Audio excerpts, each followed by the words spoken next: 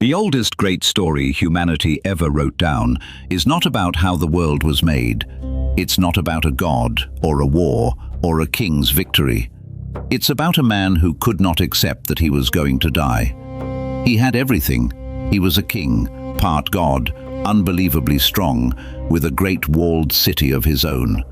And none of it meant anything the day he watched his best friend die and understood, for the first time, that the same darkness was coming for him too. So he did what you might do if you truly believed you could beat it. He left everything behind and went searching for a way to live forever. His name was Gilgamesh.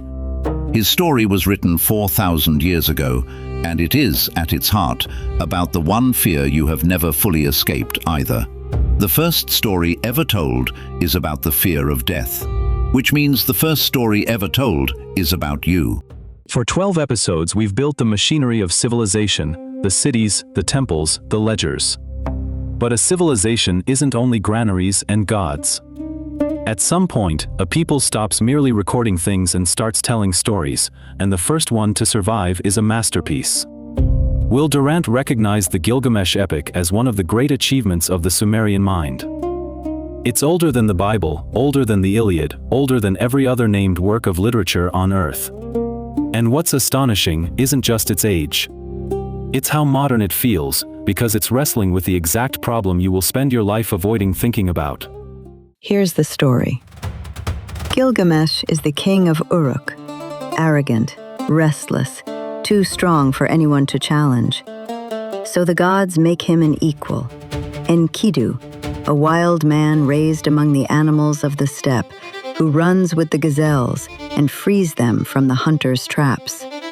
And the poem gives him the most human of all origin stories. He is tamed not by force, but by tenderness. A woman of the city stays with him, teaches him to eat bread and drink beer, to wear clothes, to speak, and the animals no longer run with him. He has become one of us.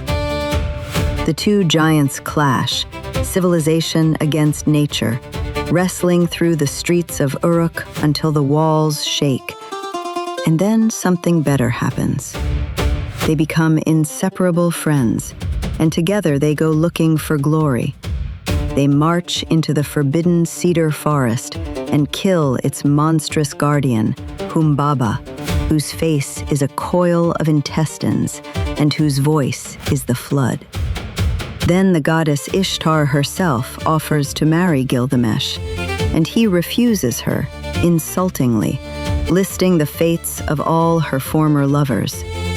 In her fury, she demands the bowl of heaven and sends it down to destroy Uruk. The two friends kill that too. For a while, they are unstoppable. And then the gods decide someone must pay, and they take Enkidu. He sickens, and he dies, slowly, terrified.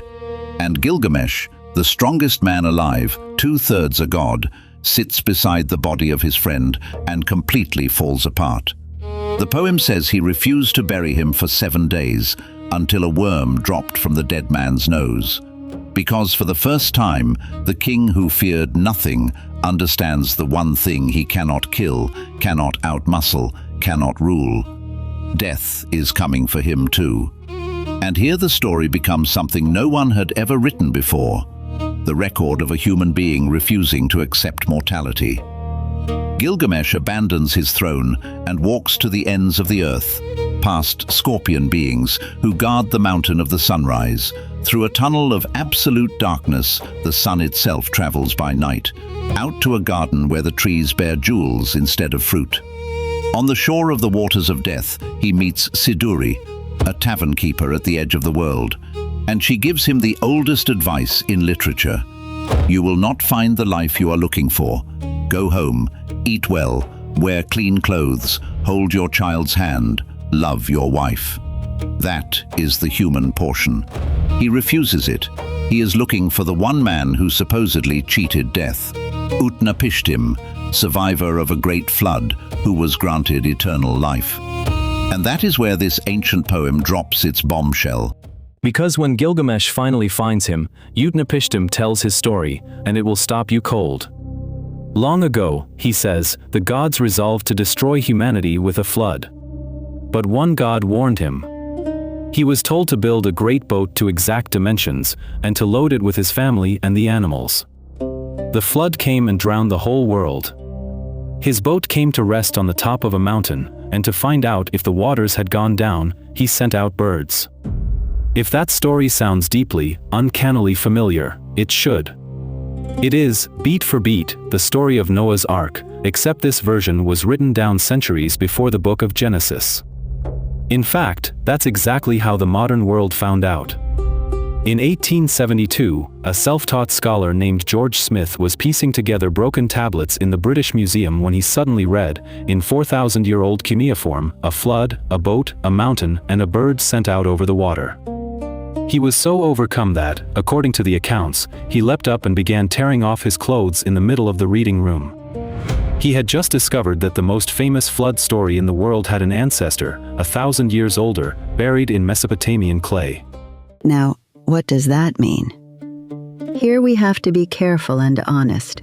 Most scholars think the biblical flood is a reworking of this older Mesopotamian tradition. The story traveled and was retold, the way great stories always travel. Others argue that flood stories pop up everywhere because catastrophic floods really happened, especially in flood-prone Mesopotamia, where the rivers could and did drown whole regions, and different peoples remembered them independently. The mainstream view leans toward the older story shaping the later one. But either way, the point is the same, and it is humbling. The story you may have grown up believing was the beginning had a grandfather, and you can go and see it. The flood tablet George Smith read that day sits in the British Museum right now. A cracked piece of clay the size of your hand, carrying the oldest version of one of the most famous stories on Earth. But don't lose the human heart of it in the flood, because Gilgamesh's quest fails twice, and each failure is more human than the last. Utnapishtim sets him a test. To defeat death, first defeat sleep. Stay awake for 7 days. The mightiest man alive sits down and falls asleep almost at once. Then one last hope, a thorny plant at the bottom of the sea that makes the old young again. He dives, and he actually gets it. But on the road home, while he bathes in a cool pool, a snake eats it, then sheds its skin and slips away, renewed. That, says the poem with a bitter smile, is why snakes grow young again and men do not. So Gilgamesh goes home, finally understanding. No human being gets to live forever. And in the poem's last lines, he stands before the walls of his own city, the walls he built, and takes a quiet pride in them. Because that is the only immortality a human actually gets. Build something, love someone, do work that outlasts you.